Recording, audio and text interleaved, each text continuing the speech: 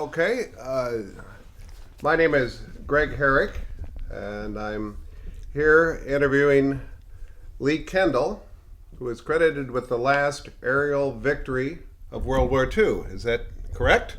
Yeah, that's correct. All right. Let's got a few housekeeping formalities here. Lee Kendall lives in Santa Maria, California, and it says here, I got to ask you your birth date. Are you willing to share that with us? Oh, yes. February the 15th, 1920. Wow. That would put you right at about 94 years old. Exactly. Oh, my goodness. Well, happy birthday, belated just a Yes. bit. Anyway, the fellows helping us here today are from the name of your program at school? At the Film and Video Department at Allen Hancock College. Film and Video Department at Allen Hancock College here in Santa Maria, and I thank them for assisting us. First of all, let's just talk a little bit about your military experience. Were you drafted or did you enlist during World War II? I had registered for the draft. And at my junior year college, I used to watch the ROTC marching. And it was disagreeable to me. I said, this is something I don't want to do. And in fact, in my entire career of 6 years in the Air Force and terminating as a major, I never liked the marching. So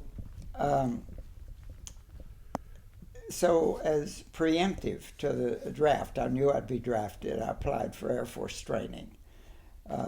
Several people in my hometown had gone through Randolph, and everyone had always washed out.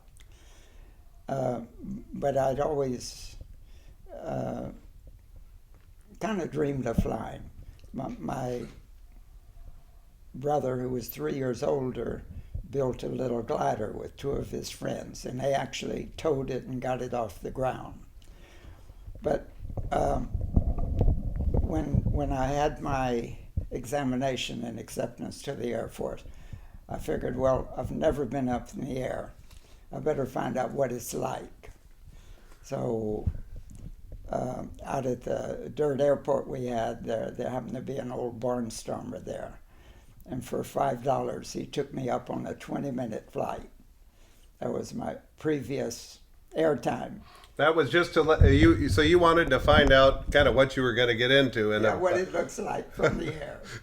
And you already enlisted at that time, or were you just in a process? Well, I'd already been accepted. Okay. Oh yes. In the Air Force. All right. But the orders, for arriving, hadn't come yet. Oh, that's amazing. I was waiting on that. Well, where were you living at the time? Here in Santa Maria, or? No, I was born and raised in Camden, Arkansas, Okay. a south central town in Arkansas, a city of eventually 10,000 people after they got the international paper mill, nearby. So it was at the Camden, Arkansas airport that you took that first airplane ride after you'd already gotten yourself into the Air Force. Yeah. I'm not so sure it even had a name, but it was a dirt field where light airplanes would land occasionally. Well, what is it that made you decide to join the Army Air Corps to begin with? I mean, or you weren't drafted though, right? You enlisted. Is that? I was holding a draft, awaiting a draft call. And one of my horrors was going in as an enlisted man and slogging through the mud. That was my image. I said, I don't want to march. I don't want to be in the mud.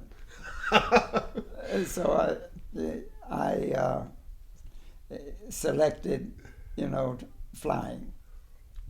So that's fantastic. And my primary training was at Stanford, Texas, which is a civilian training base with only U.S. Air Force captain as head of it. He was the only officer on the base. There was upper and lower class, but only one Air Force officer. All the instructors were civilian instructors. So when you were after you took your 20-minute ride, did they, and you received your orders, did you go directly there? Yes, first to Little Rock and then to Stanford. And where did you induction at Little Rock, Arkansas, and then travel to Stanford, Texas. And I want to mention my instructor pilot, Desjardins was his name. He was about 5'2", and he could make the steerman just dance in the air like no one I've ever seen. His touch was incredible. An amazing instructor. And I think I had 4 hours and 10 minutes when he said, "Take it up." So you soloed in 4 hours and 10 minutes. Yeah, 7 days after being a civilian. Oh my goodness. Well, what was your, so your primary was in a steerman? Right. Okay. So when he signed you off to solo, tell me about that. Do you remember anything about that? Vividly. I thought, I'm not ready, that he's crazy. I'm not ready to fly this thing. I'd had, I don't know, 6 or 8 landings, 4 hours and 10 minutes in the air. So it was also a dirt field with sometimes 30 to 40 airplanes in the air pattern at any time. So it was just full of activity. So I'm coming in for my first landing. When I hit the ground, I bounced about 50 feet. And the second bounce, 15 feet. And then it came to a stop. And I saw Desjardins approaches me very, very sober. And I thought, uh-oh, this is the end of my Air Force career. After 7 days, it's all over. So he came out. He says, "Take it up again." And I think, well, now I know he's crazy. Before I thought he might be crazy.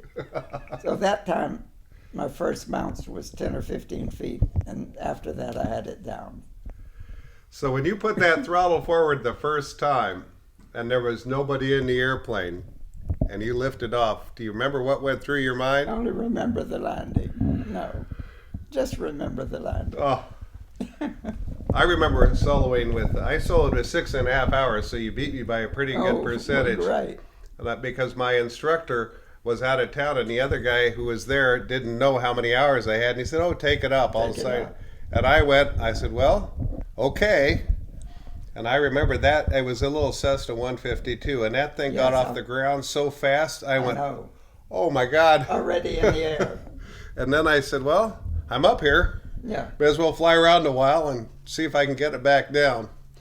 So kind of a similar experience, but it wasn't 7 days; it was 2 months. Yeah. Well, the steerman, had a narrow landing gear, and it was famous for ground loops. It would ground loop without, if you just thought about it, it would ground loop. And Well, for those listening to this tape, I happen to have a steerman also. Really? A PT-13D. That's a Yes. Lycoming-powered steerman. Uh-huh. And I tell myself, fly it all the way to the hangar. Yes.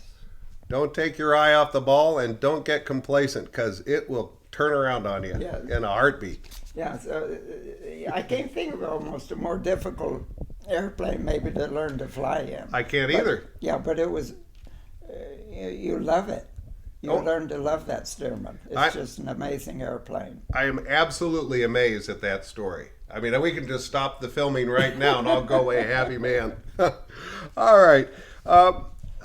Did you go through boot camp? I mean, did they have that after? No. You didn't have a boot camp. I went directly to flight training.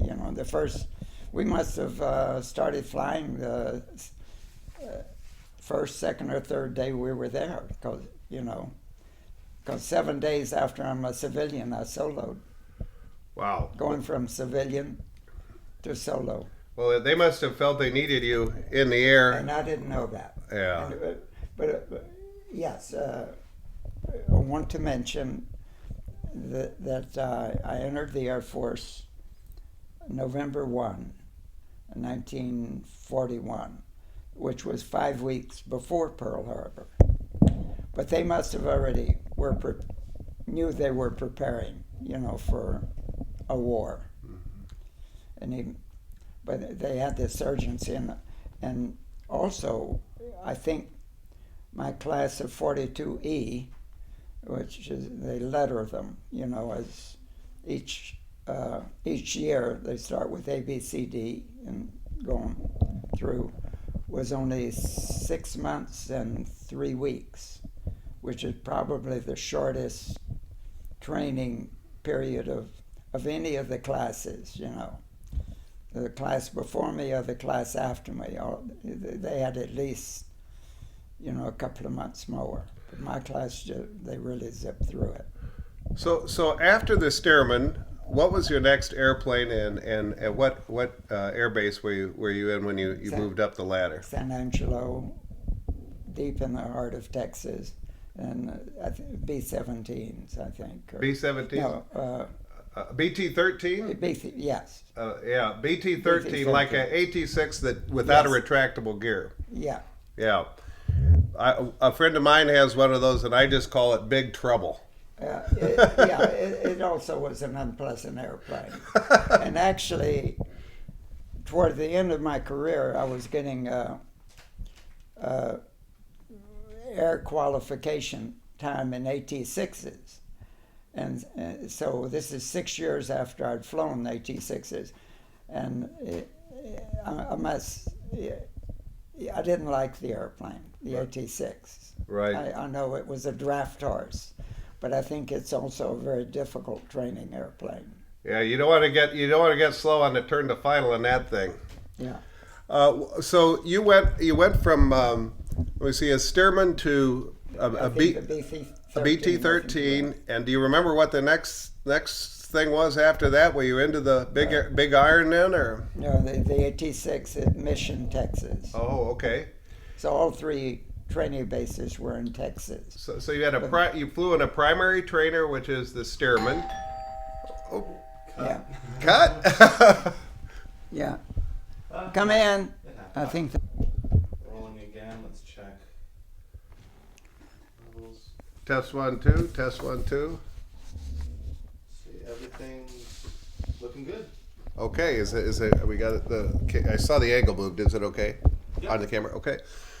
All right, Lee. So you went to. We were talking about the training. So just for the people watching the video, you started with a primary trainer, the Stearman, Yes. and then you went to a basic trainer, and that would be the BT-13, and then you went to an advanced trainer, that would be the AT-6, and then after that, what did they put you right into what?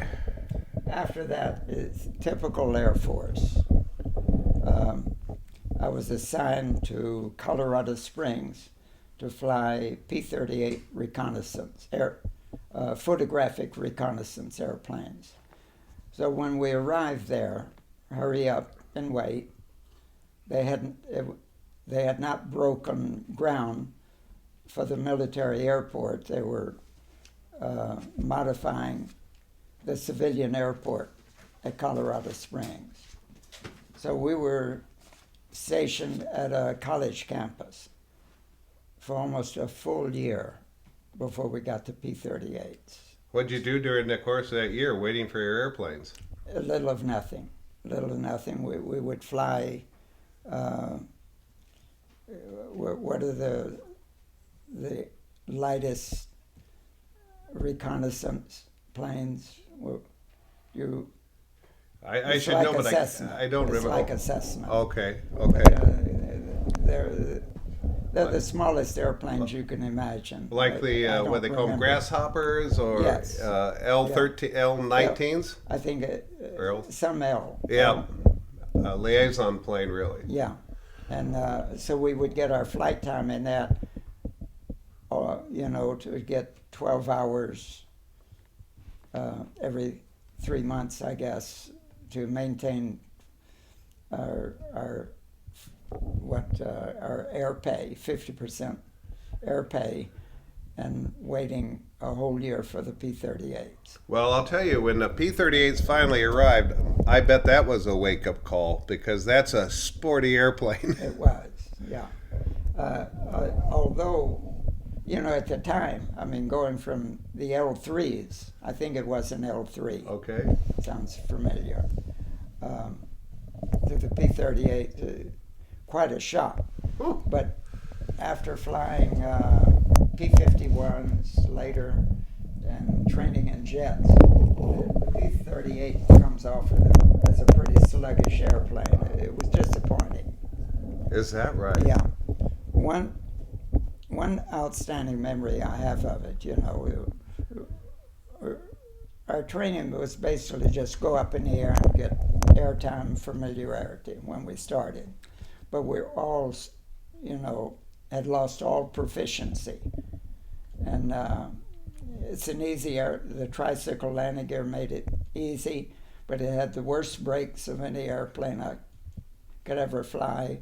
And if we were going up high altitude, we were wearing, the sheepskin suits, and you're just sweating, struggling with it, taxiing. And after fighting with it a long time, I decided to test my mags on takeoff. I just could not hold it, revving up for a mag test. So I figured I'll test it while I'm taking off. I was switching my mags on and off. So with a few hours in it, I decided, well, it's time to test it out. I'll try a split S to start with. And I think I was at 10,000 feet, but I forgot the altitude is 6,000. So I really only had 4,000 feet. MSL or AGL, Okay. So I get about halfway through the split S, and I'm looking at the ground coming up pretty fast now. So I pull back on the control to hasten or accelerate coming out of the split S. Right. And it went into a high-speed stall, Ooh. which no one had ever mentioned to me. And it was only years later that I found out it has a name. At that time, I'd never heard of it. I just knew I would pull forward and it would bounce back. I'd pull forward and bounce back. And after about 3 times, I realized, I won't make it if it keeps doing this. So intuitively, I let up and, I pulled out a few hundred feet above the ground. Ooh. Learning to fly the P-38. Wow. That's quite a story. Yeah. And we had no instructors. We just got cockpit time and on your own. You're on your own. Wow. And we were losing an awful lot of pilots being killed. I don't know why. It wasn't that dangerous an airplane. It could have been lack of proficiency. I know we had all lost proficiency in that year's layoff, but tremendous amount of casualties. And we were in dormitories, and you look out the next morning and there's an empty bed there. What do you think could have been done to maybe help that problem? I think they should have had some experts there telling us how to fly a P-38, but there weren't. That is a tricky airplane. Even the fuel system on that airplane is a little is a little tricky, as I understand. There used to be an expression, one a day in Tampa Bay for the B-26. Is that Well, right? we were talking about it. They should have been one a day at Colorado Springs, because they had a huge amount of casualties. Oh, what a shame. So either fortuitous or chance or whatever, I delivered a P-61 to Wright-Patterson, P-38 to Wright-Patterson Field.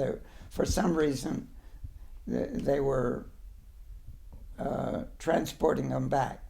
I never found out what reason. So they've been doing it for almost 6 months, and no one had ever gotten there. They were scattered out all over the country between Colorado Springs and Wright-Patterson. So we were led by someone through rain squalls and landed on a snow-covered airfield. And if I hadn't been following someone, I was lost. I didn't know where I was. So it was harrowing. So I figured, well, I'll give myself a reward. When I got to St. Louis, I took a little train trip down to Camden, Arkansas to visit my family for 5 or 6 days. And there were guys that would lose their airplanes and they wouldn't come back for months. So I figured I deserved a reward. That's right. I would say you certainly did. But when I came back, a Colonel Hutchinson called me in. He said, "Where were you?" All the other guys came back right away, the 3 other guys.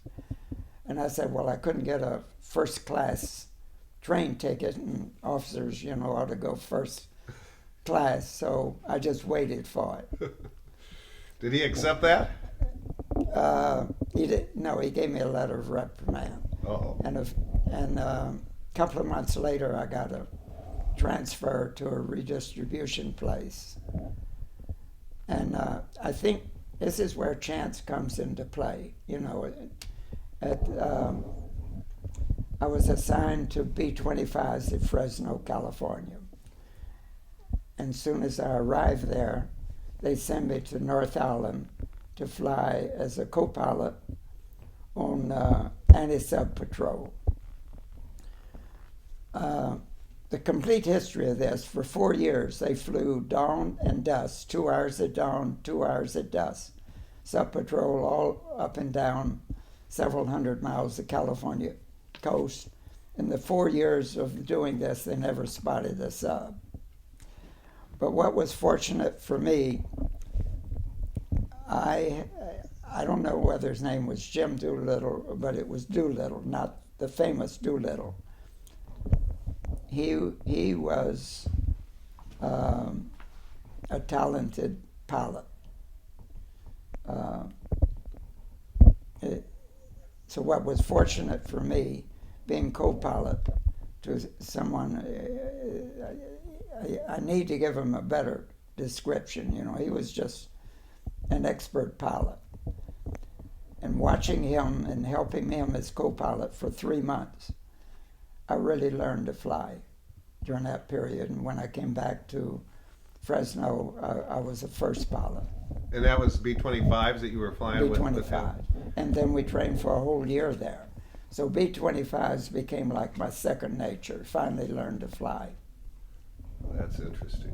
So then what did you do? So you came back and you were to Fresno, right? And you were put in B-25s then? Yeah. So then what did you do from there? So we trained as for almost a whole year. We were assigned to go on the invasion at Kiska, Alaska. We didn't know it. We were announced. And 3 weeks before we were to embark, word came through that Japan had abandoned the Aleutians. They were no longer there. Although someone sent me an email later that we did invade the island to find no Japanese, and there were about 17 casualties in that invasion. In other words, they killed themselves. Right. Crazy. So, but at that time, we were being scattered everywhere. And they said anyone with over 1,000 flying hours, which I had at this time, would now be B-24 flight instructor pilots. So I was designated an instructor pilot in B-24s before I'd ever been in one. So this is a crazy Air Force story, and it shows how chance, plays such a large part in how your life turns out. That's right. So you became now you had some B-24 time when you were a co-pilot, right? A little bit. None whatever. None. Wow. We went to Marchfield, and we were checked out in B-24s, either at Fresno or Marchfield. I don't remember exactly. So how did you we must have been checked out in the B-24 so we could fly them. So how did you feel about that? I mean, you had 1,000 hours. All of a sudden, the war's going on, and you get to be an instructor. Yeah. I'm trying to relate it. Reluctant to take off. It was another airplane that was very reluctant to get off the ground, and we nicknamed them, the flying boxcars. Right. Because they were lumbering. They had a reluctant. They always seemed to feel reluctant. Right. What am I doing here in the air? And to load them down, with bombs, I can't imagine how that would be. Did it kind of? I mean, would you have preferred to have been have a combat assignment versus an instructor assignment? Well, again, I think we make impulsive decisions in our lives sometimes, and chance plays a huge part. I was getting bored, and I saved, landing and takeoffs. I saved the pilot several occasions. We would hit prop wash or something, making a bad approach to landing, and I would take over. I made, quite a few events where, I saved the crews. Wow. And these pilots had 500 hours, and I came up with my theory of excellence. It's about 1 out of 10 are good, and 9 out of 10 probably should not have been pilots. Right. But there was a war going on, so they needed these crews. And I was getting bored. I do have one event I want to tell you about. Please do. I would lead a squadron of 6 or 7 airplanes up near Victorville for formation flying or bombing practice. Well, this one day we went up there, and when we're ready to return, we encountered an overcast. It was overcast everywhere, and we could not safely get back to March Air Force Base. So I'm thinking, I'd seen the railroad go down through Cajon Pass, and I asked the group, I said, go Indian file into a circle. I'm going to go check out Cajon Pass. So I found a little hole in the ground. I got down on the ground, found the railroad, and I just zoomed all the way through following the railroad track. Are you familiar with Cajon Pass? I just drove over it Okay. coming in for this interview. Following the railroad track. So you called the guys down and Road said, Tampa. "Here we go." So I got through fine. Went back up through the overcast, located the guys, and I says, "Okay, guys, I found a way through. Getting single file and follow me, and we're going to go home." So you went down, went through the pass, came with- back up, and went back over to get the guys. Said, "Follow me." I figured And this 6 out. of them, yeah.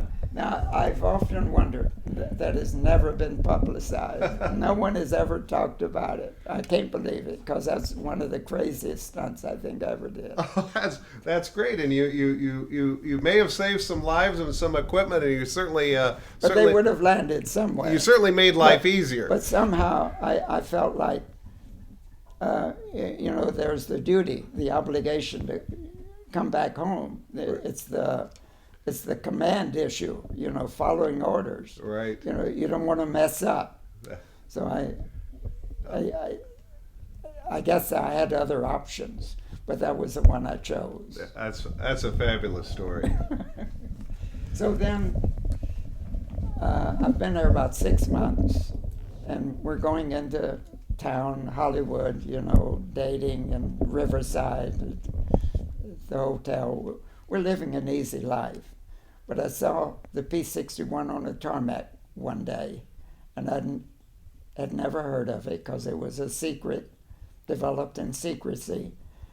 And it was black, and it was impressive looking, exotic, and big engines, It's ominous. It's scary. If I were the enemy, it would be scary looking, the Black Widow. And I says, I'd rather be flying that guy than doing what I'm doing. I didn't know it at the time, but I later found out that almost all the night fighters were volunteers, including crewmen,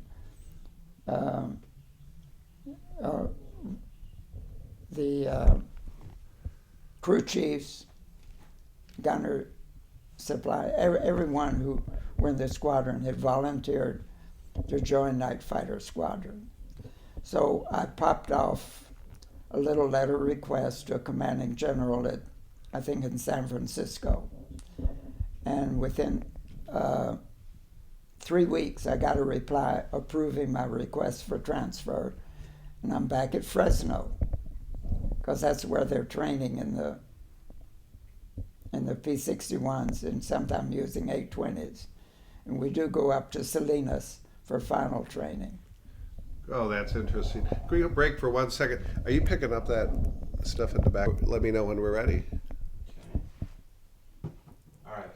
Okay, Lee, when you first saw that P-61, do you remember what field that was? Yeah, Marchfield at Marchfield. Riverside, Oh, wow. California. And then, so you 3 weeks later, you wrote the letter to the commanding general. You got orders to begin training in that, and let's pick it up there. So then you went to where did you say you went? To Fresno. Okay. And then now we get back to a crazy period. That's you encounter so often in the military. We're flying at night, and we're going to ground school in the daytime. So they got us on 24 hours work, and it's no time to sleep. That happened a lot. Well, I guess it makes sense. You're flying night fighters. I used to find myself dozing off, going to sleep on the final approach. Oh my goodness. I would be dozing off on the final approach, landing at night. And what year would that have been? About late 43, maybe, or? Yeah. Yeah. Okay. And then, how long was your training in the P-61? And then how did you get sent to the Pacific? It was probably 3 months, because all of us had a lot of flying time. Yeah. Well, not a lot of us. There were younger pilots maybe that were specifically trained, or early. But since it's volunteer, I think most of them came out from, flying previous types of airplanes. Even a friend of mine had flown B-25s, for example. Another one B-26s. So then you got when did you go to the Pacific? How did that happen? And what were the steps that occurred then? So when we completed our training at Salinas, we were scheduled to go to Seattle to get on a ship. And actually, I was with a group of maybe 4 or 5 pilots who were to complete the quota for the 548th, which were already at Hickam Field. Okay. And then did they send you, where did, when you went to the Pacific, where did you go first? Well, we trained at Kapapa Gulch, which is the only field the Japanese didn't bomb and didn't seem to know it, but it was on a little plateau among valleys of pineapple, you know. It was that in Hawaii? Fields. Yes, maybe 10 or 12 miles from Hickam Field. Okay. And I think we trained there 2 or 3 months. And then I was part of an attachment led by Captain William Doms, really another guy who's famous in his own right. He had won the Silver Star in the infantry. And he transferred as a captain to the Air Force and went through in grade. He was my flight commander. So 4 of us, Alan Hop as a advanced attachment to the 6th Night Fighter Squad, which was already at Saipan. So you flew then to Saipan? So we went to, it was Alan Hop, I think Palmyra, Christmas Islands, Palmyra, Tarawa. Maybe I've missed one. We talked. Maybe I've missed one, and then finally to Saipan. But we every day for 6 days we would go to a different island and spend the night. And you were flying the P-61 at that time? We were ferrying. We had our own airplane assigned to us. Okay, that was to my our next crew question. by that time. So was Lady in the Dark the airplane that was assigned to you at that time? Yes, except the nose art was done later on Iwo Jima. Where did you pick her up? Where did you first meet your airplane? At Kapapa Gulch, because we were assigned, the airplane by serial number and crew. So we had our own airplane, our own crew. So did you call her Lady in the Dark at that point? No. Or just serial number whatever? Lady in the Dark was an impulsive kind of flash that occurred to me. If I'm having a nose art, what will the name be? I had seen the movie with Ginger Rogers. Yep. And who was he? Ray Milan. And I guess a few months before I went overseas. Well, I pulled it up on the internet. I saw that movie was created. I haven't watched it yet, but It had no connection to Night Fighters. No. But Lady in the Dark flashed into my mind. So when I had seen all the nose art that I admired so much, on some of the B-29s, but mostly on the 6th Night Fighter Squadron, where Leroy Miozzi was a gunner. So I asked who's doing this nose art. And when they told me it was Miozzi, I said, well, can I meet him? And when we met, I asked him if he would do a nose art for me. And I said, what do you want for it? He says, a quart of whiskey or bourbon or whatever was being shipped out every month from Australia. So I gave him this quart. I came up with the name Lady in the Dark, and I didn't know it at the time, but he had a Vargas, a sketchbook, and he had selected that particular image with the golden hair, and it just fortuitously, again. Did he turned show out it to you? that way. Did he show No. you that image before he painted, or did No. you just got what you got for your quart of whiskey? I don't think I saw it till it was completed. What was your impression when you saw Lady in the Dark for the first time on the nose of Yeah, that I airplane? loved it. Loved it. Yeah, I couldn't help but love it. And now I realize, later on I got awarded the DFC, and which I really didn't receive till 45 years later, when I asked what happened. And they told me, well, you have to do this in order to get it. So I had an official award, again at March Field. That's the Distinguished Flying Cross. Yeah, Right. but I really think Late in the Dark is more famous than I am for the DFC. Well, I know that there was. I was going to ask this question later, but let's kind of get into some of my nose art questions. Yeah. I mean, there's another one that was there, Bat Out of Hell. I don't know if you remember her. Yes. You That guys, was Bill Dom. and there were quite a few, and there's some kind of interesting innuendos on some of that nose art. Like I don't know, I can't remember off the top of my head some of them, but they were a little suggestive in a way. What you guys were in your 20s then, early, kind of 23, 4, 5, something like that. Would that be right? Well, I think we had a dog as a mascot somewhere. And the dog was famous as being the only female on the base. Oh, except for the. So I think you've got guys in their early 20s, and their testosterone is going, and you need to, all they can do is daydream about sex. So I guess that's only natural that they would come up with these sexual images, that they would commemorate by doing nose art. Well, there's some great art, and there's some great names that they came up with in the course of that. A quart of whiskey for Lady in the Dark. That was probably a pretty reasonable price. I mean, a fairly high price to pay, right? I mean, because a quart of whiskey must have been kind of hard to come by. Yeah, well, or not. Every month the DC-3 would fly in from Australia. Its entire cargo was whiskey.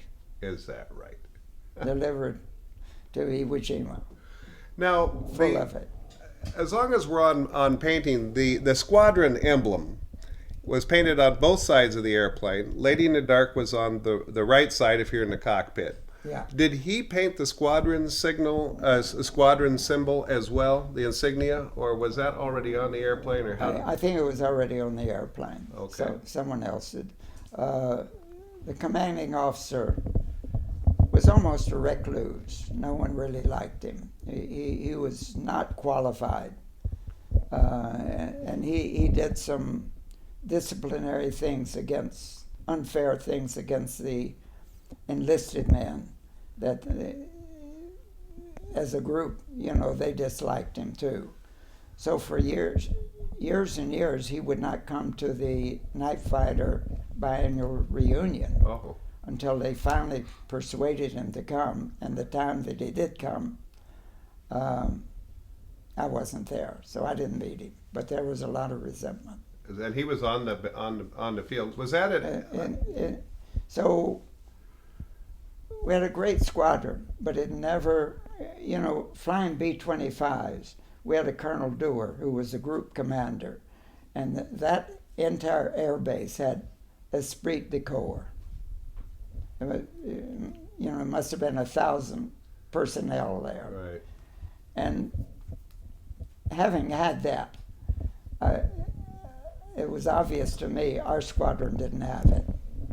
But you brought up Bat Out of Hell. I'd like to make a comment about Bill Doms.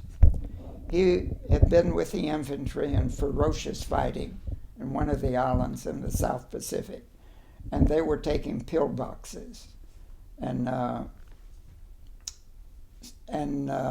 company after company would be wiped out, and they couldn't neutralize the pillboxes.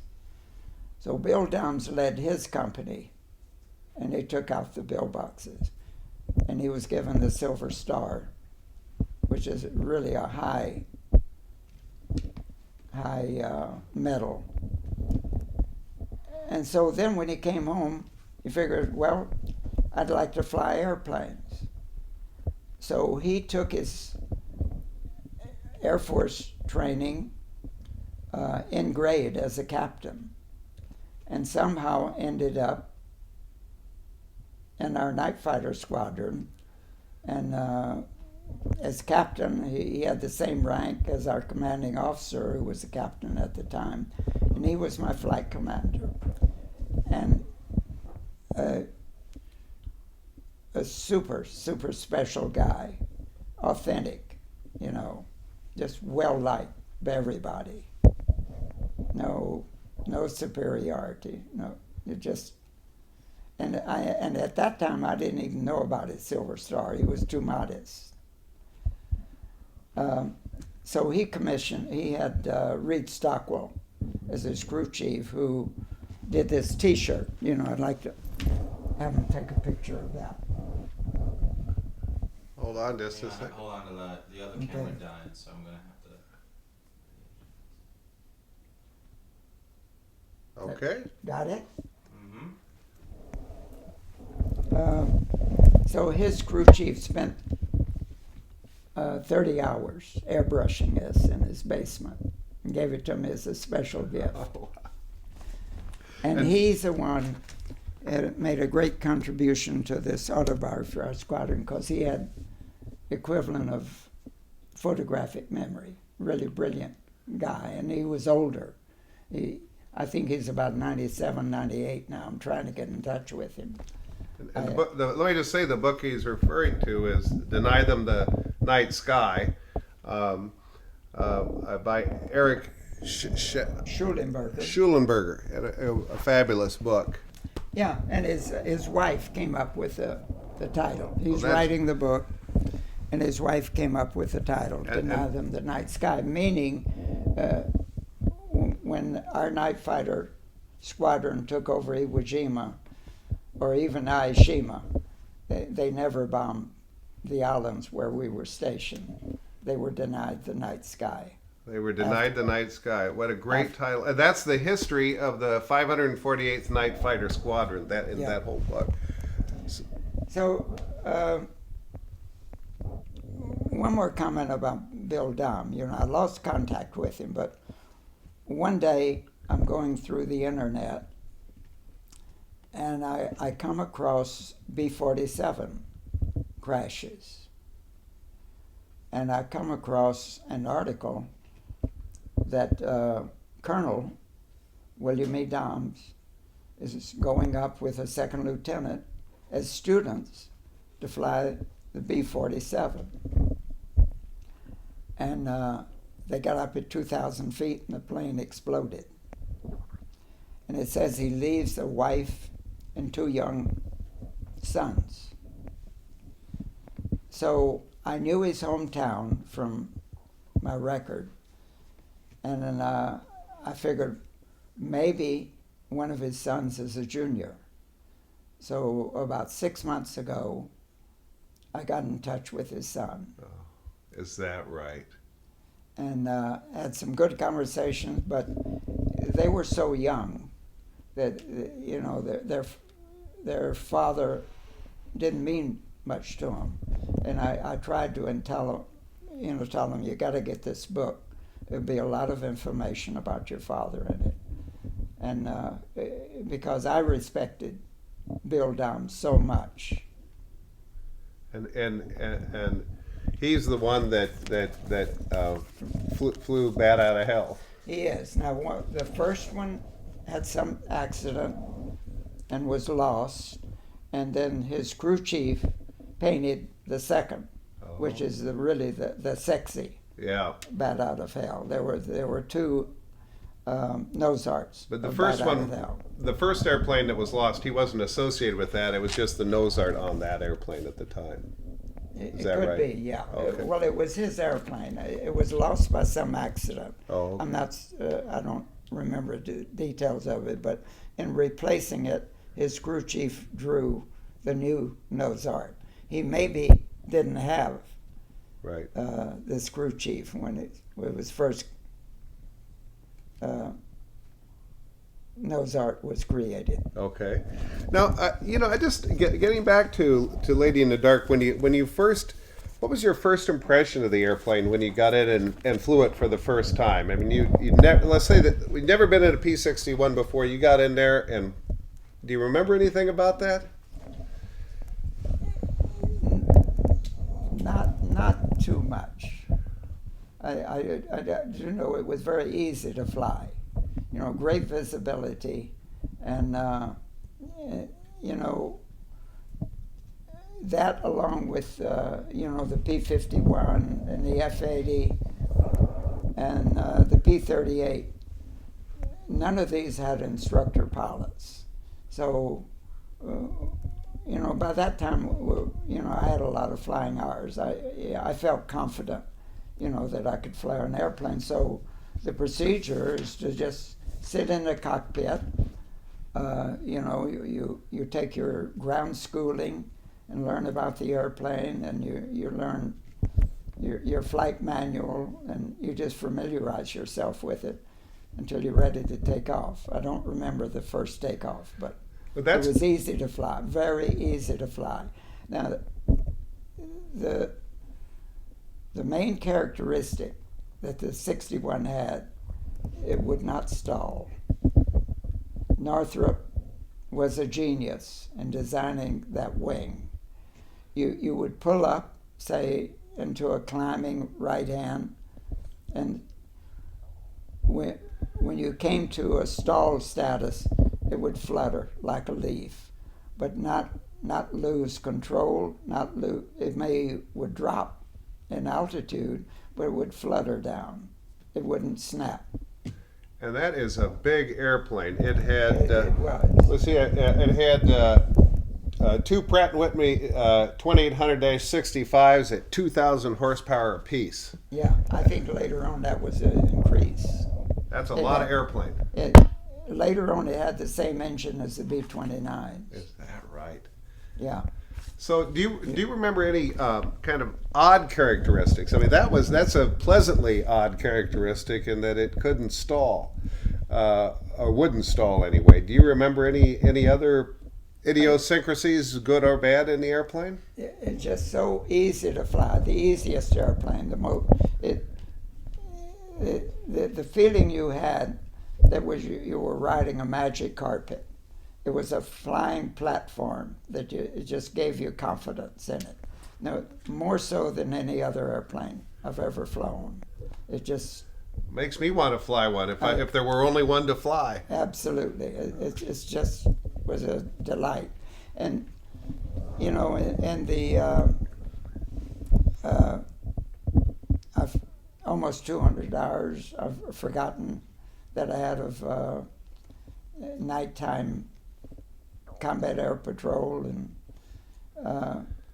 you're up there in the dark sky, with a dark cockpit, and you can enter a reverie, looking at the heavens, and you're just floating up there. You're just floating in a void, and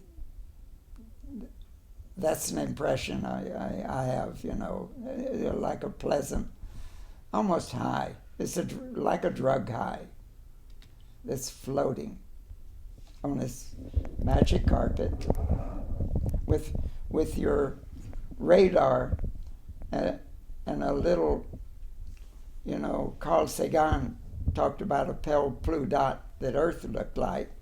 Well, we had a small little bright dot that was our home base. And we felt as long as you could see that bright dot on your radar screen, and the pilot had a smaller one than the radar officer, you felt a connection to your home base. So that was basically it was that dot was on the screen the whole time you were flying, so you could turn back. Is that right? Not necessarily the whole time, but it when it's ready, you knew approximately where you were, okay, and where you'd flown out, and it would maybe show up when the mission is over. Maybe you're turning around and returning. That's amazing. Yeah. I didn't realize that. I didn't realize that ability was in that radar. Yeah, and I think it had like a 250 mile range. Amazing. The radar. Yeah. Well, were there any kind of superstitious kind of rituals or anything you guys would do? I mean, take a rabbit's foot or St. Christopher medal or tap on the window 3 times. Was there anything you guys did like that as kind of superstitious or good luck type stuff? No, but I will say this. When I was 6 years old, I saw a movie. It was about prehistoric beasts. I don't know, the Lost Empire or something like that. And I had nightmares from that and a fear of the dark. And I grew up with a fear of the dark. Is that right? So another wonder, here's a night fighter with a fear of the dark, flying night fighters. Must have been that magic carpet that made you feel comfortable. Yes. I got used to the dark. Finally got used to it. Kind of when you were flying Lady in the Dark, did you ever have any unnerving moments? I mean, time when you felt a little uncomfortable or uncertain, or was there any time where you had an unnerving moment? Yes. Do you know something about this? No, I don't know anything about it, but I'd like to know. Yeah. Well, we were given very few. I forget the name of it. Excursions or where you're going out, say, to bomb another airplane. I forget the name of the mission. But this particular mission I was given was to fly to southern Kyushu to check out the weather, to see whether it'd be safe for the P-38 reconnaissance pilots to go up the next day. It seemed another irrational request. But it was my 3rd mission, and I knew that would qualify me for an award. So it's so rare that you would get it, so I wasn't about to blow it. So I had a conference with the meteorologist. He says, there's a front out there somewhere, and if you can't find a way around it, be careful, and if you have to come back, it's okay. Well, I encountered the front, and it showed up as a bright band on the radar. Have you had this experience to see not directly, air but disturbances on the radar scope? Not kind of, but go ahead. I can envision what you're talking about. So I follow it for maybe a parallel it for maybe 200-300 miles, at least half my distance. And I realized that there's no break, absolutely no break. It would be anywhere from 12 to 20 miles wide as a broad band of electrical disturbance. And I could see the lightning. And I figured, well, I got a lot of confidence in this airplane, I think it can take anything, and I won't. And if I find a place that's only 12 miles wide, and I slow up to, say, I'll drop my landing gear to act as a kind of an anchor, if I'm encountering turbulence. 12 miles will, at 3 miles an hour, it'll take me 4 minutes, I'll be through it. I can endure, no matter how bad it is, I felt confident I can endure 4 minutes of it. To take extra precautions, I put it on autopilot, drop the landing gear, slow up to about 180 miles an hour, for the greatest stability. I don't want to hit turbulence at cruising speed 100 miles an hour, faster than that. So I enter it. Then it's absolutely like noontime, constant lightning. It's bright as noon. And in 30 seconds, I realize I've made a mistake. I said, if I take it off autopilot, turbulence so much, I don't think I can have control. If I try to manipulate the autopilot to do 180, by the time I do 180, I'll be through this thing. I have no choice but to just sit and go through it. So it's the stuff that you wake up at night and you experience over and over and over again. That was my post-stress traumatic syndrome, which had no name at that time. So I was going up 1,500, 2,000 feet elevation, up and down, just within seconds, it seemed like. I think I might have been upside down at one time. I couldn't tell. But when I could take a reading, also the vibration was so much I could hardly see my flight indicators. And when I could get a glimpse of it, I'm holding the control. I would try to help the autopilot out. And so we got through it. Did your crew members say anything during that period Not of time? a word.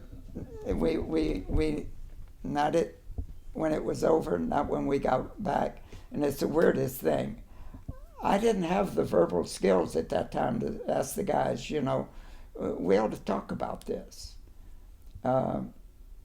It's weird when you're young.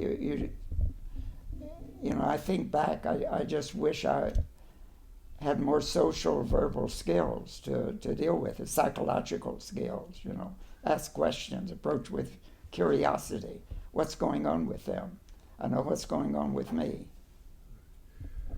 So you had two other guys with you, is that right? Yeah. It was a three-crew airplane? Right. So it's a pilot, co-pilot, and No co-co. no co-pilot? No. Okay, I missed that. A Sorry. gunner. A gunner and a radio operator? Yeah. Radar.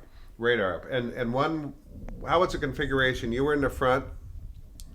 A gunner behind me, and the radar, I think, sitting backwards. Oh, sitting backwards. That's what I was going to ask. I think that's right. Well, that's a great story. I'm glad I asked the question. In the Pacific, when you were there, did you ever fly any other airplanes other than the P-61? No. So, how much time? What island did you spend most of your time on? Well, we were supposed to go on Iwo Jima D+3 day. That was our information. The military, in its infinite wisdom, as Eric Schulenberger terminizes in his book sometime, because he also was a radar officer in the Navy. He had his military experience. And he's always referring the infinite wisdom of the military.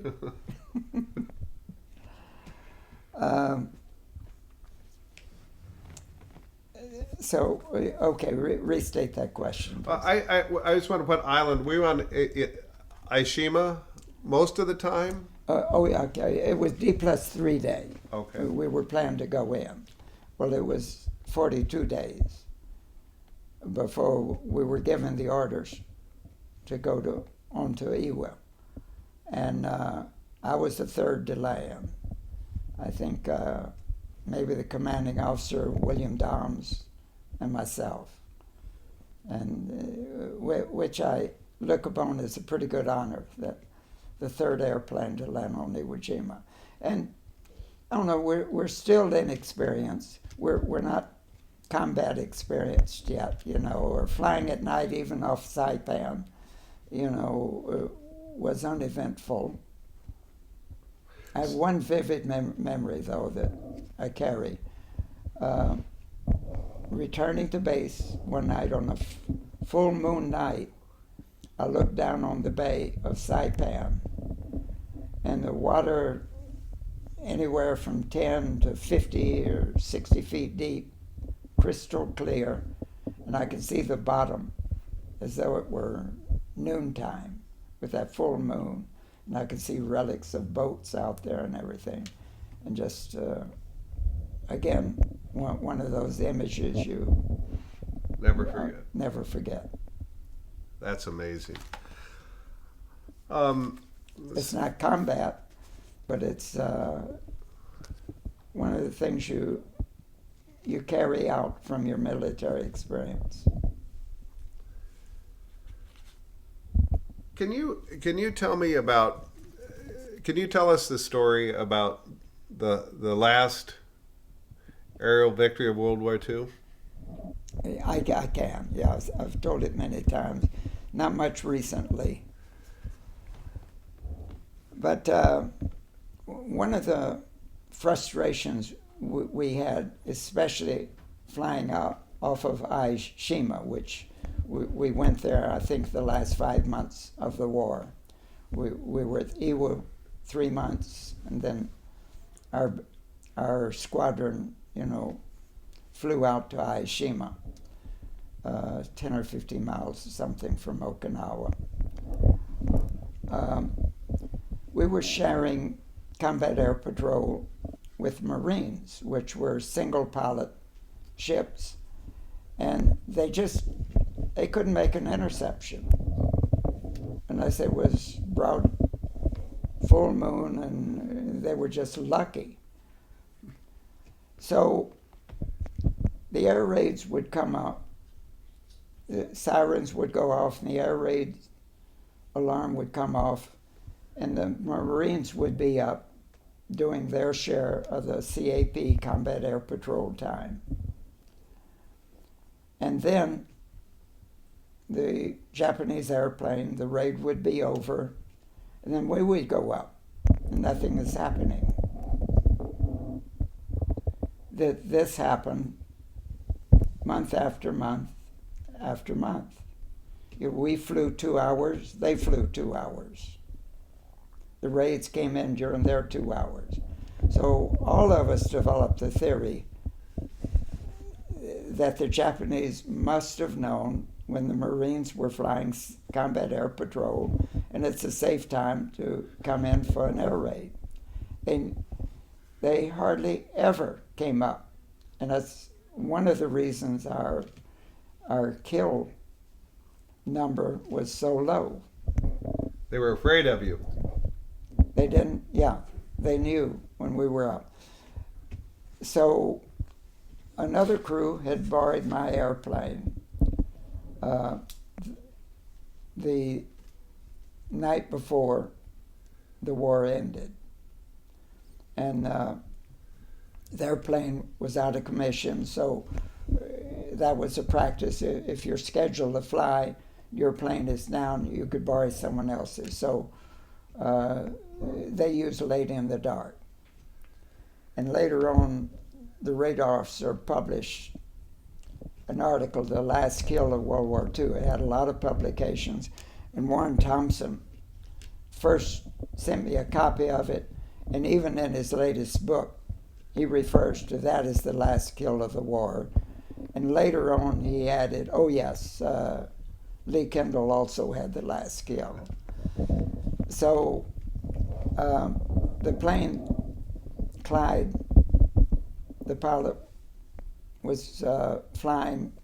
They apparently harried him and saw him crash into the ocean. Or he disappeared from radar. So they never got official credit for it either. So 24 hours later, I'm up with my own airplane late in the dark, and the bogey is spotted. And I'm feeling excitement. I've been in the Air Force 4 years. Most of the time, 3 years spent in the States. And now my moment has come. So I'm excited, and philosophically, as I'm older, I think back, why would he be so eager for a guy in his early 20s to pull a trigger and kill another human being? You're trained to do it. You got orders, you got a command, and even when you get your first chance, you're not going to blow it. You want to do it. So I'm ready. And we get within almost 800 feet of the first intersection, and he's doing some maneuvering. And my side view, it's a dark night, and I'm about ready. Within 100 or 200 feet, I can pick up his exhaust and then visually close in close enough to blast him, with everything I've got. The 450 caliber, the 4 cannons, 20 miller cannons. And my side window, which has a slide and a hatch fastener, pops open. It had never done that, and the whole year I had the airplane, it had never popped open in the air. So the noise of the air interferes with my hearing instructions from the radar officer. So I get it closed, I can hear him now, and he says, well, the guy's doing violent maneuvers, we lost him. We have to make another interception. So tortuously we go through the slow approach, and I get within 100 or 200 feet of where I can get a visual again. The window pops open again. Second time. It does it a third time. And then the guy is throwing window out and doing a lot of violent maneuvers. He disappears off radar. And the next day, they find his remains of his airplane, what they call Point Uncle. So theoretically, I can be attributed to harrying or causing him to crash, or possibly later on I learned that, I didn't know it at the time, there were some die-hard kamikazes. He no doubt was a kamikaze. So it's a precarious claim, but not only myself, others, wanted it to be claimed and written up, so it got established as the last kill, 24 hours after the war is over. But they're certain that the airplane, just to make it clear, that they found was the one that you were chasing. Yeah, because they could identify from radar that it's in the location where it disappeared. And was the island and it was found the next morning. Okay, and was that island in our hands or Japanese hands? Where it ended up crashing? It was our hand, but probably not very heavily populated. So what island was it? Do you remember where they call it Point Uncle. Point Uncle, which is a code name for, the location. Was that on? It was a small island. Okay, it wasn't on Aishima itself. It was somewhere. No, it wasn't, right. Somewhere else. Wow, that's quite a story. So you came back to base that night, and you pretty much thought, well, that's the end of the war. Yeah, well, we're doing the what is called the post-flight interview. Is the name for it. I wrote up my account, and in writing up the confidential flight report, everything was confidential at that time.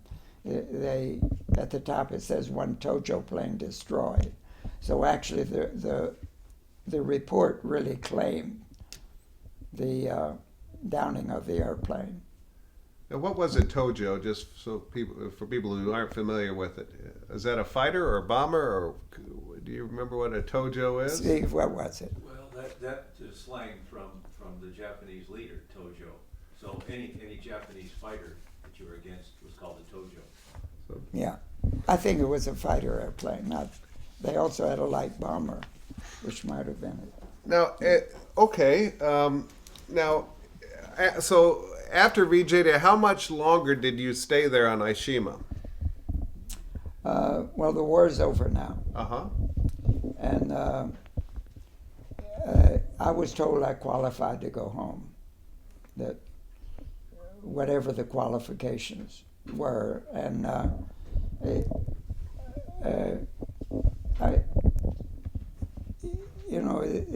existence is not. The weather's hot. We're intense.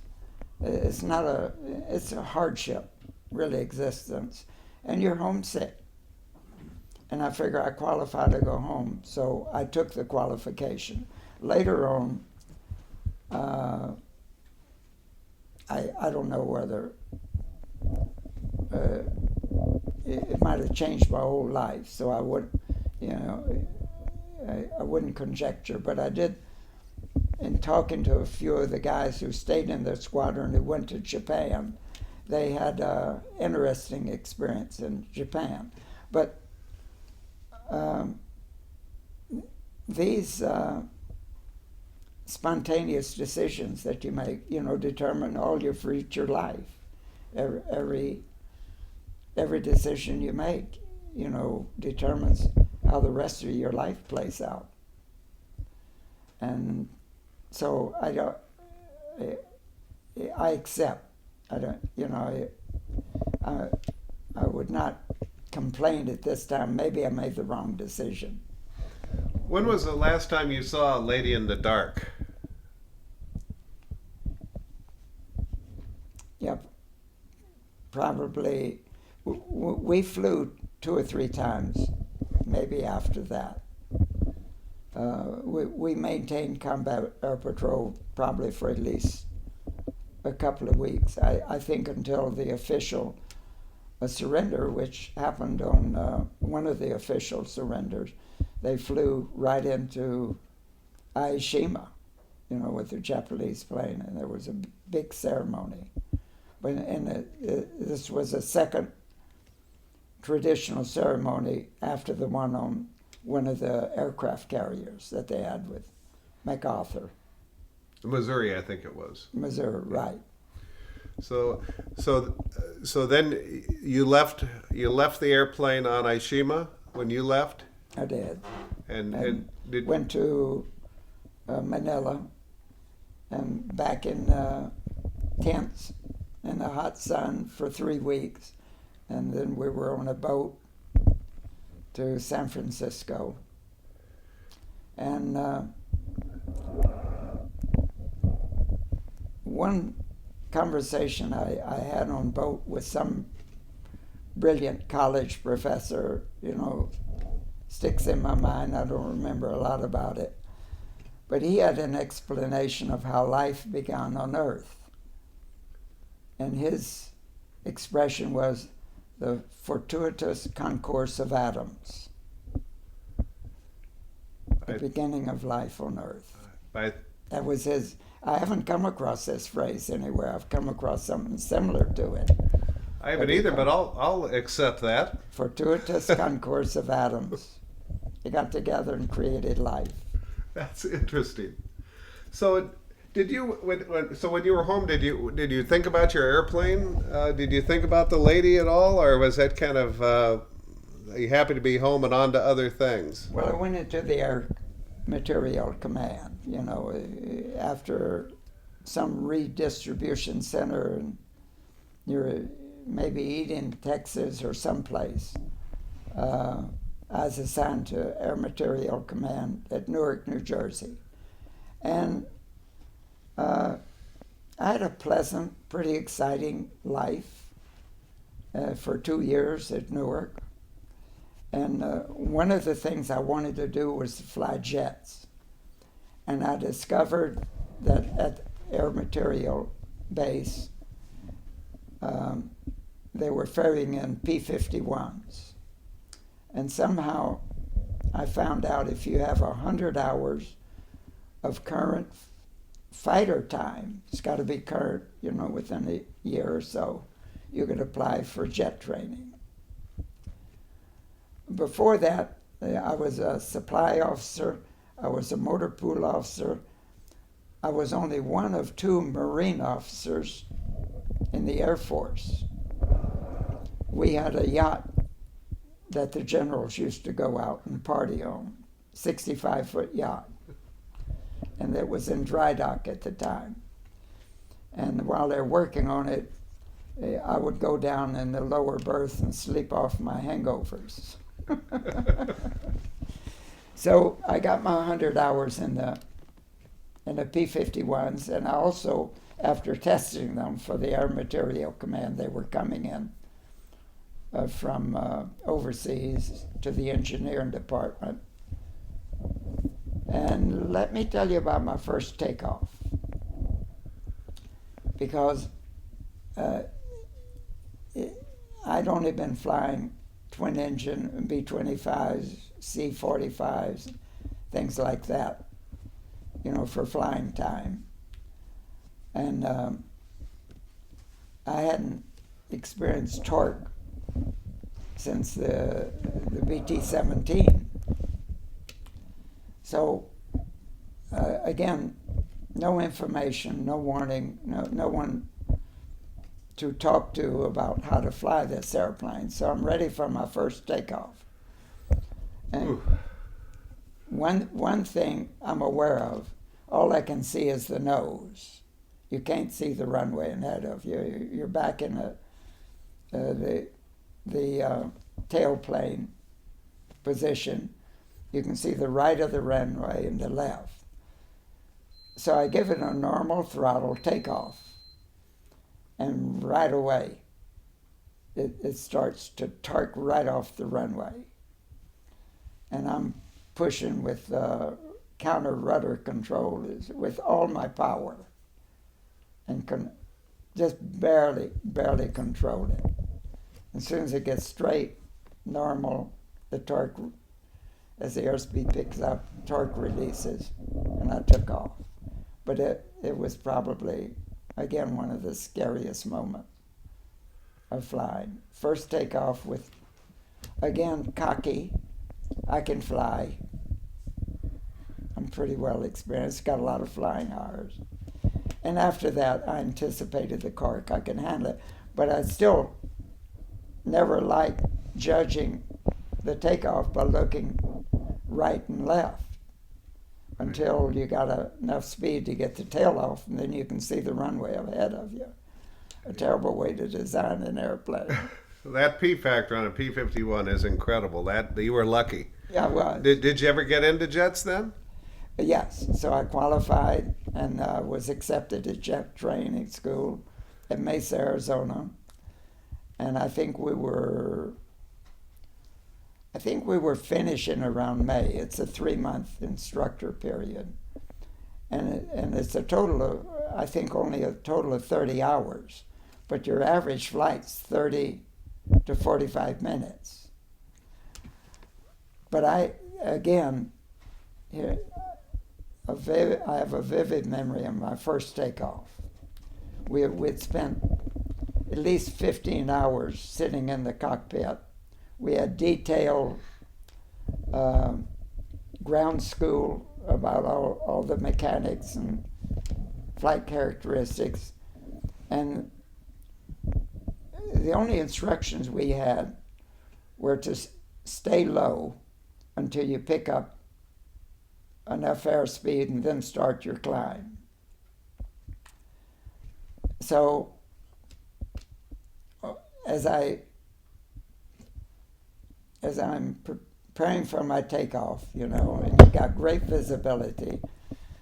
Again, a beautiful airplane, simple, easy to fly, great visibility. So I take off, and I say, what did they say? Keep low till you got your flying period. I stayed low for skimming the ground for 20 miles. I buzzed the ground for 20 miles and then went up. What airplane would that have been? Do you remember which airplane that was? F-80. F-80. That's a great story. Stay low. We weren't taking any chances on that one. Because they say if you start climbing right away and you get a flame out, you don't have flying speed, and you've got no time to look around for a forced landing. You're safer with a high flying speed. Then you can get a little elevation and look around and you got more time for a forced landing. It makes sense, but they didn't say stay low for 20 miles. That's a couple other questions. Getting back to Lady in the Dark, which I meant to ask you about. Was there any damage to the airplane from anything that you're aware of? None. No, it wasn't. None. It was assigned to another crew Okay. after I left who went to Japan with it. Oh.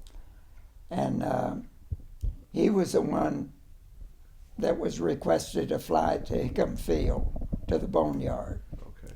And there's quite a few photographs available for it sitting in the boneyard, you know.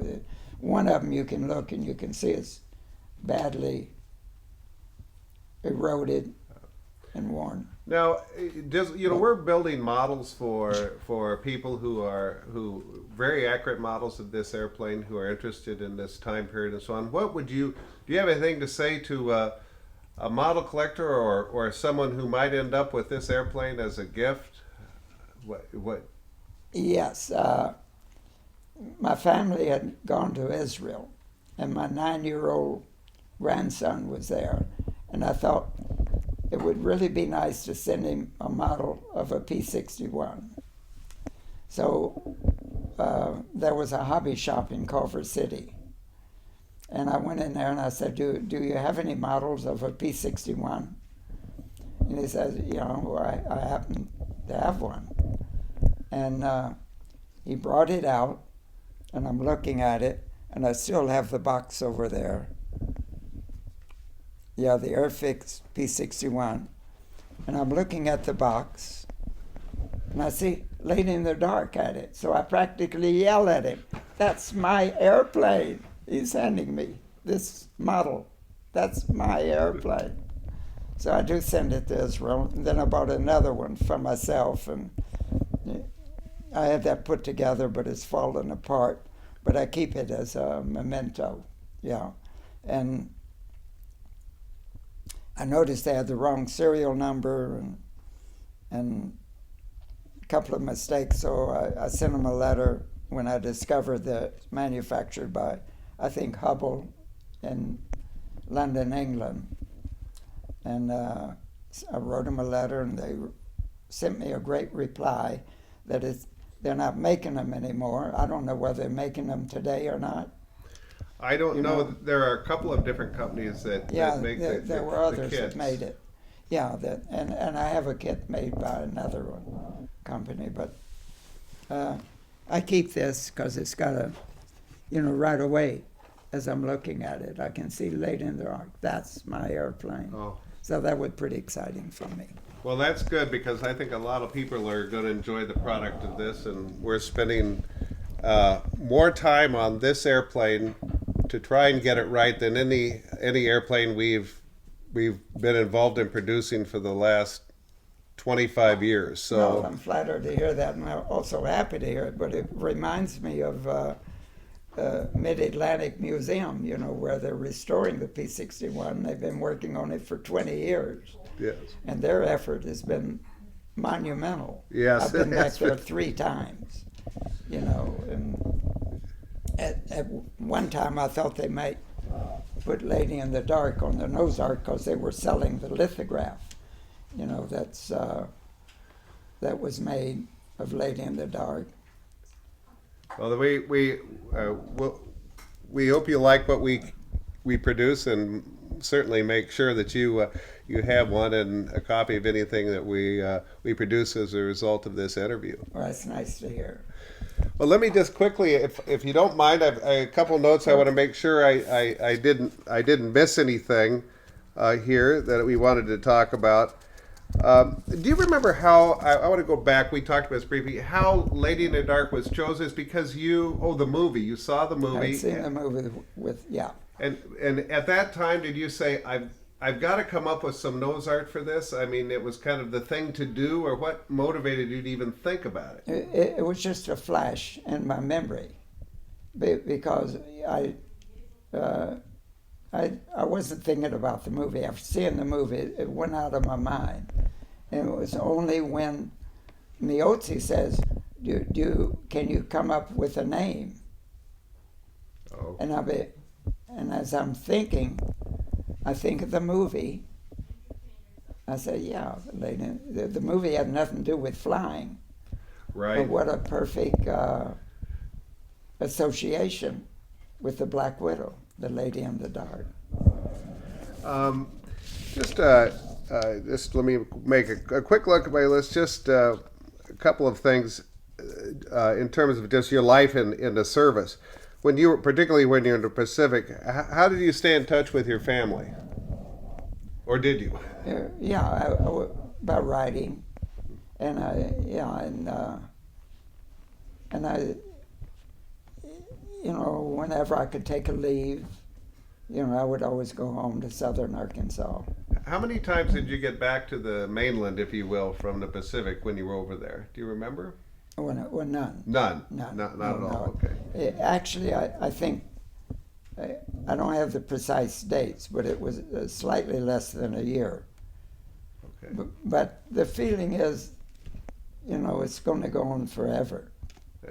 We didn't know what the Air Force is planning. How were your accommodations on the island, and how was the food?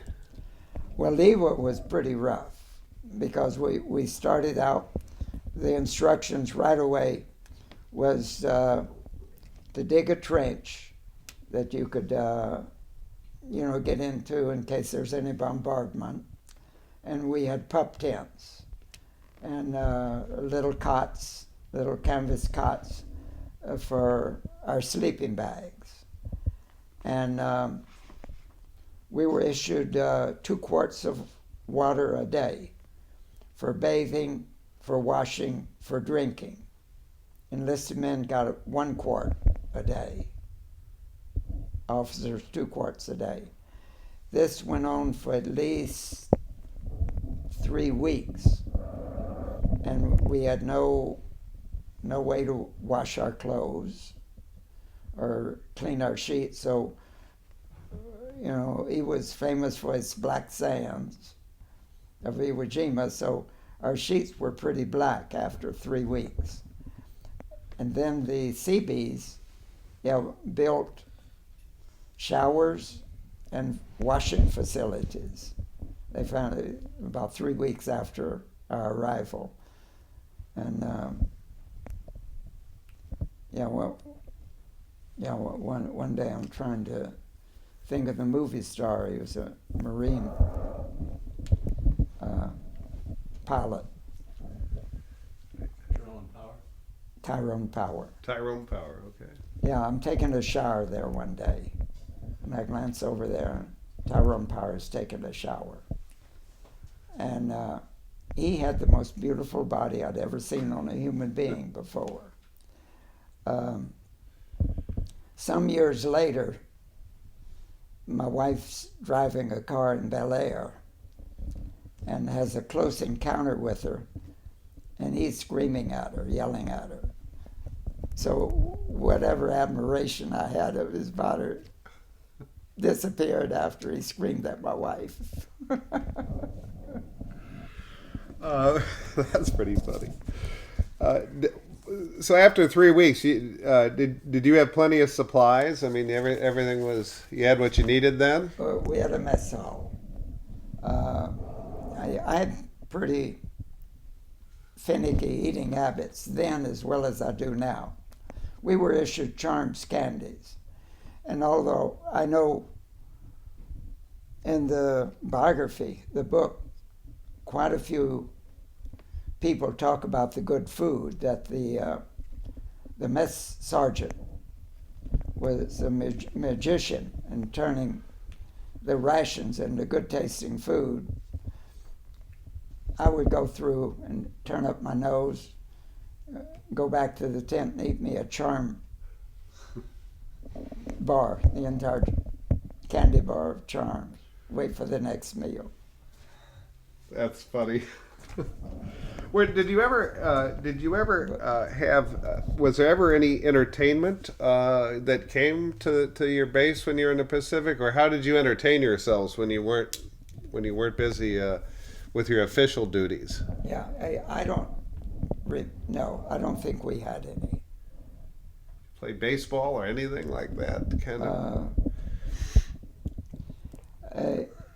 I had a little adventure that we had ducks, which is the marine amphibian. Yes. And on Iwo Jima, I still had an interest in fishing. So I was able to, obtain a duck. And with somebody, we would drive right out in the surf. There were certain locations where it was just quiet as a lake, and you could just drive right into the water and go out and fish. We never caught a fish, but it was a great adventure driving into the ocean and floating out there. And I did that 2 or 3 times. We walked around the base. I think it was on Saipan once. I came across a dead body of a Japanese that looked like it had been there about a week or 10 days, hadn't been cleaned up. And I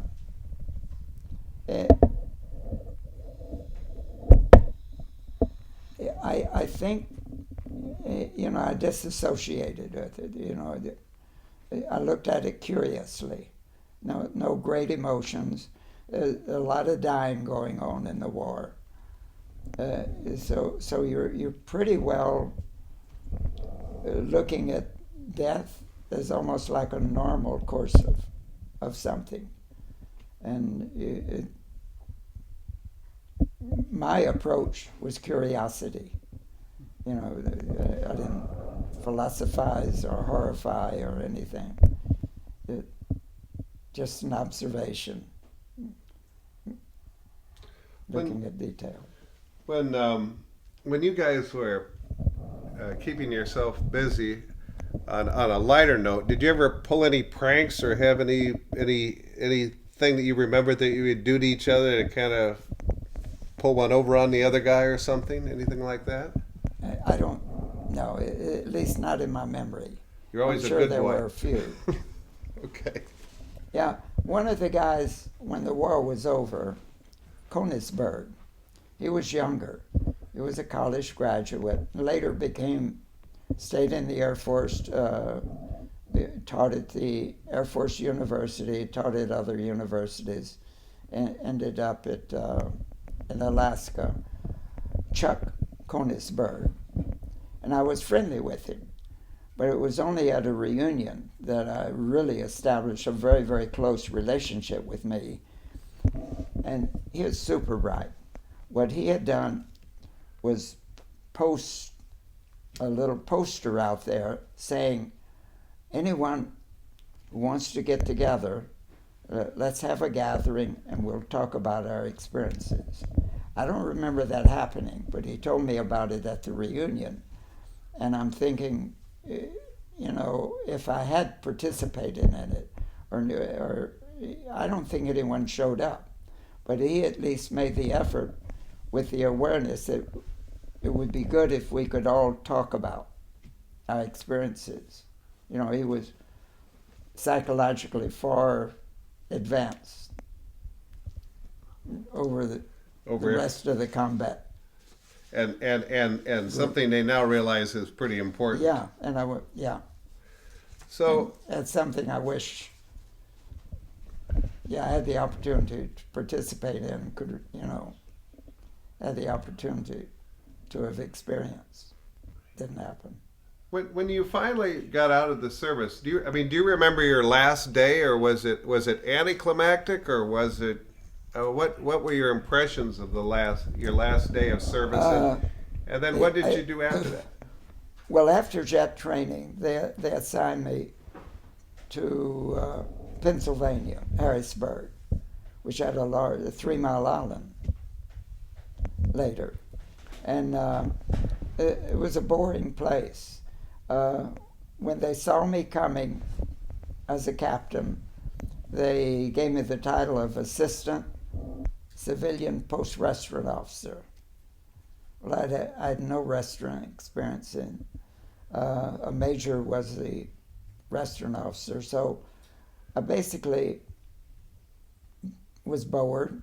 You know, you go around maybe checking for dust here or there. I don't remember occupationally making a contribution. We did have to get flying time, which again, the only two things, the only plane available was the AT-6s.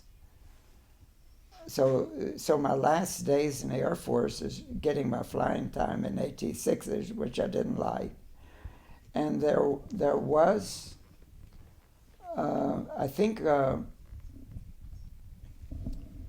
hurricane exploration company flying out in hurricanes.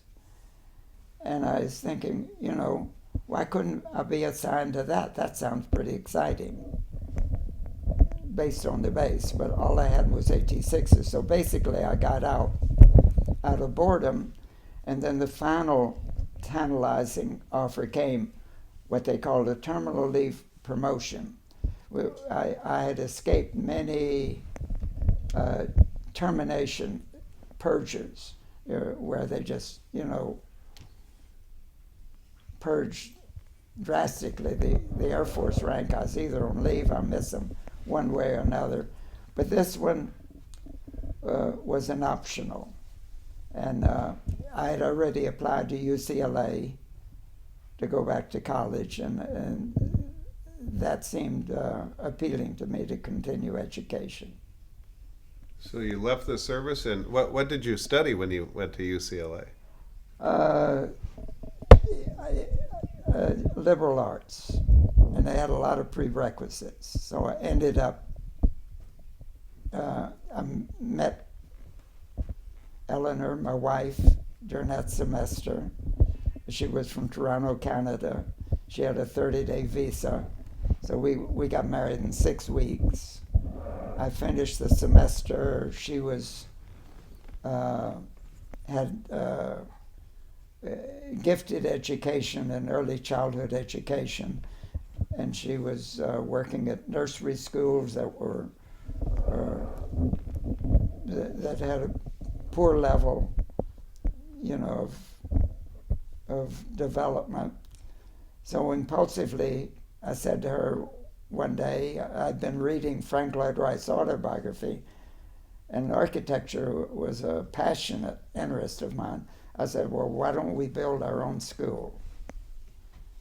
And we ended up going to Lloyd Wright, the oldest son of Frank Lloyd Wright, and 2 years later, as an owner-builder, we followed his design and opened up the what's called Hillendale Nursery School in 1950. So that was after the Air Force. Where is that school? Where was that school? Pacific Palisades. Pacific. Is the building still there? It is, although several owners Changed. The first one changed some walls. Frank Lloyd Wright had an expression he called the inferior desecrators or something. Are there interior desecrators? So they desecrate. Finally, it lost its original coloring and so forth. The basic building is there, but it lost its gift.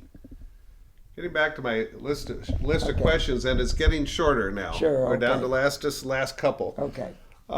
Did your military experience influence your thinking about war or the military in general?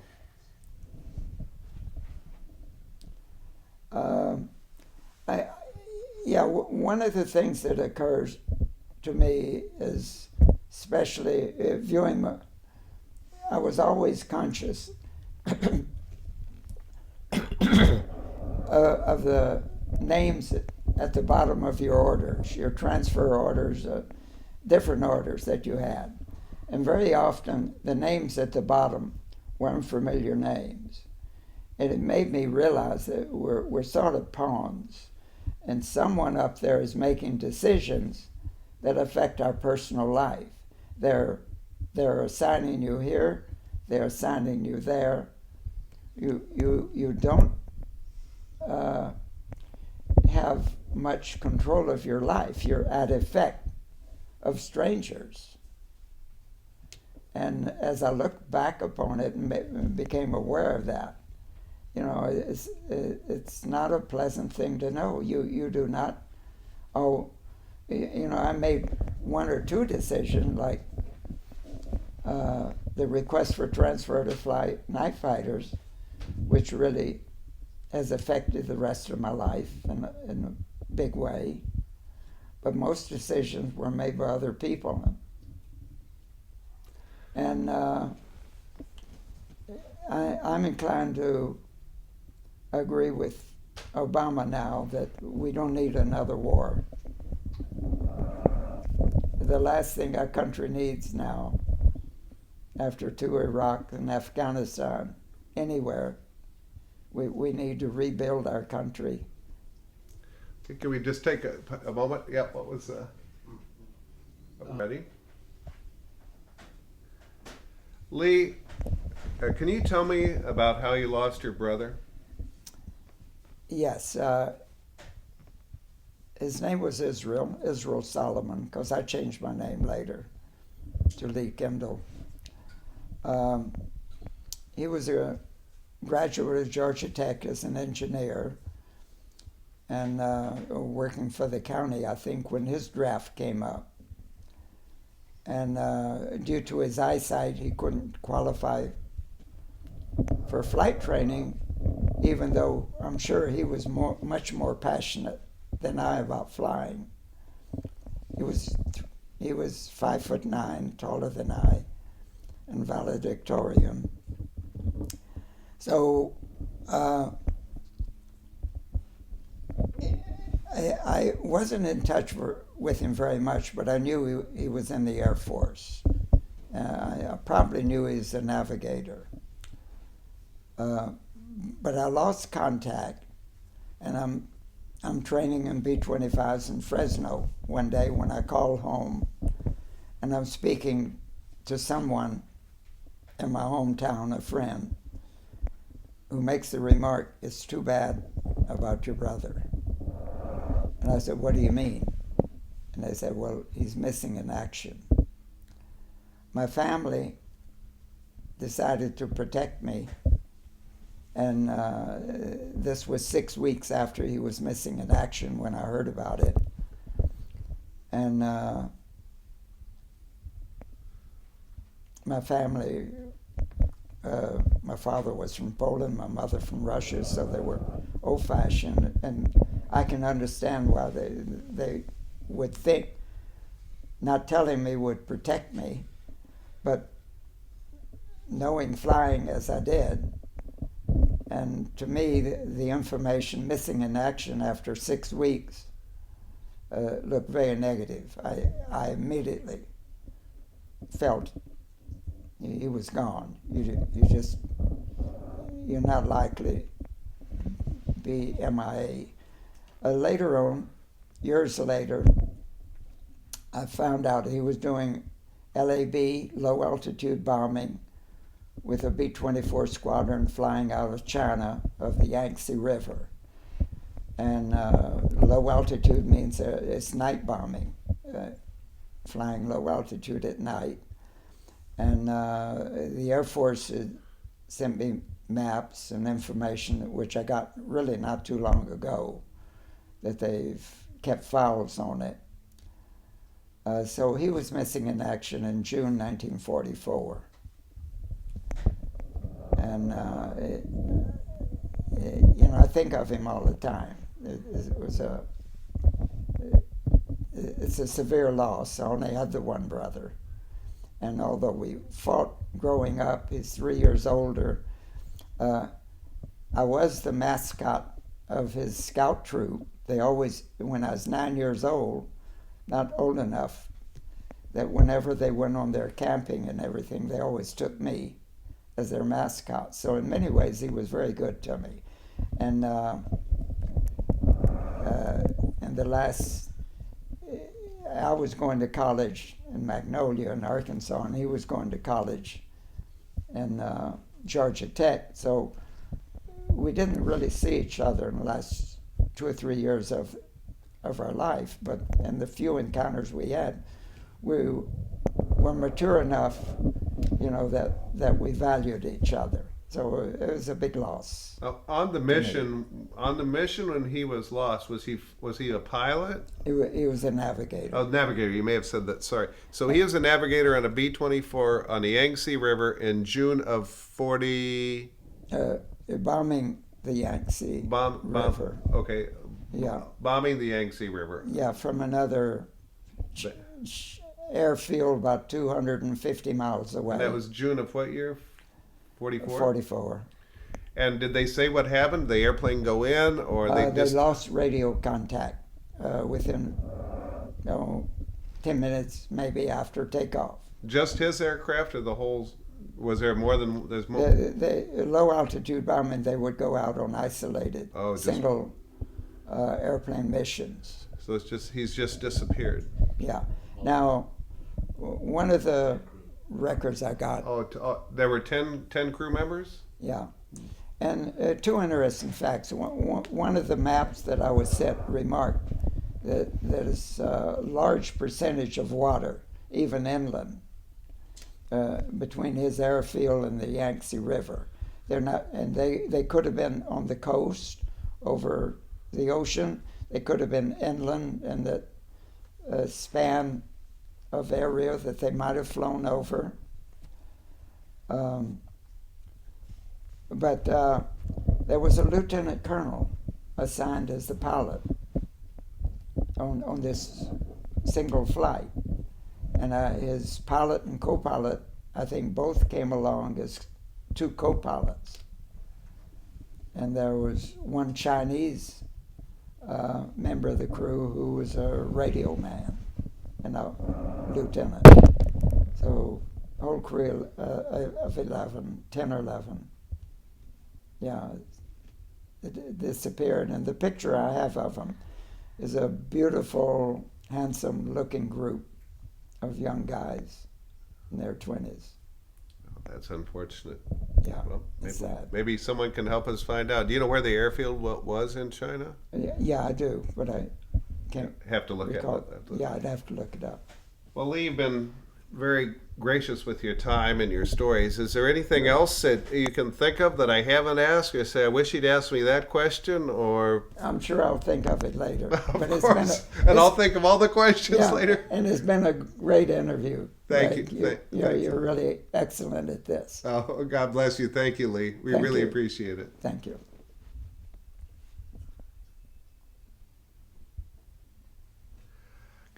Lee, could you tell me just a little bit more about the nose art artist, Miozzi? That's it. Okay. Miozzi. Okay. Can you tell me a little bit? He was Italian, full Italian, and he had worked, I guess, in jewelry design. And he was a gunner on Bob Ferguson's airplane, who, by the way, had credited with shooting down an airplane. He was in the 6th Night Fighter Squadron. So he never showed up at any of the reunions, and I'd often wondered about him. You know, over the years and years, I wondered what happened to Miozzi. And I said, he probably became an alcoholic, and he died. That's why he never showed up. So my pretending, the story I made up, he became an alcoholic. With all of this whiskey, that's the only thing he wanted, for the work. So years later, Warren Thompson says, I've located Miozzi. And he had located a niece who put him in touch with Miozzi, who was still married at the time to a dynamic wife that I had numerous conversations with before and after his death, because he died of Alzheimer's. And at the time I contacted him, he already had the onslaught of Alzheimer's.